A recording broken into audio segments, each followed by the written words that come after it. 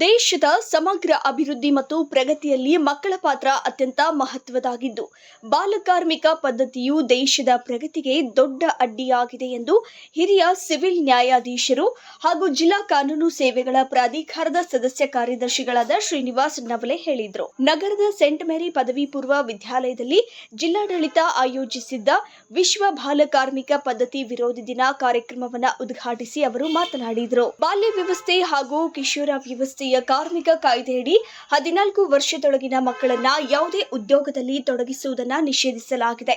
ಬಾಲಕಾರ್ಮಿಕ ಪದ್ಧತಿಯಿಂದ ಮಕ್ಕಳು ತಮ್ಮ ಅಮೂಲ್ಯ ಬಾಲ್ಯವನ್ನ ಕಳೆದುಕೊಳ್ಳುವುದರ ಜೊತೆಗೆ ಶಿಕ್ಷಣದಿಂದ ವಂಚಿತರಾಗುತ್ತಾರೆ ಎಂದು ತಿಳಿಸಿದರು.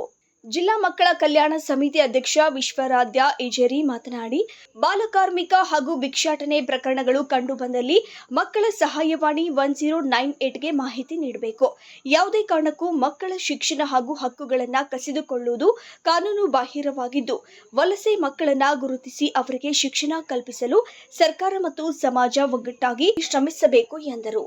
ಜಿಲ್ಲಾ ಕಾರ್ಮಿಕ ಅಧಿಕಾರಿ ಶರಣಪ್ಪ ಆರ್ ಹಳಿಮನಿ ಮಾತನಾಡಿ, 14 ವರ್ಷದೊಳಗಿನ ಮಕ್ಕಳನ್ನ ಕೆಲಸಕ್ಕೆ ಇಟ್ಟುಕೊಳ್ಳುವುದು ಹಾಗೂ 15ರಿಂದ 18 ವರ್ಷದೊಳಗಿನ ಕಿಶೋರರನ್ನ ಅಪಾಯಕಾರಿ ಉದ್ಯೋಗಗಳಲ್ಲಿ ತೊಡಗಿಸುವುದು ಕಾನೂನು ಬಾಹಿರವಾಗಿದೆ. ನಿಯಮ ಉಲ್ಲಂಘಿಸುವ ಮಾಲೀಕರಿಗೆ 6 ತಿಂಗಳಿನಿಂದ 2 ವರ್ಷದವರೆಗೆ ಜೈಲು ಶಿಕ್ಷೆ ಹಾಗೂ ₹20,000ದಿಂದ ₹50,000ವರೆಗೆ ದಂಡ ವಿಧಿಸಲಾಗುತ್ತದೆ ಎಂದು ಹೇಳಿದರು. ಇನ್ನು ನ್ಯಾಯಾಧೀಶ ಶ್ರೀನಿವಾಸ್ ನವಲೆ ಅವರು ಹಸಿರು ನಿಶಾನೆ ತೋರಿಸುವ ಮೂಲಕ ಜಾಗೃತಿ ಜಾಥಾಗೆ ಚಾಲನೆ ನೀಡಿದರು.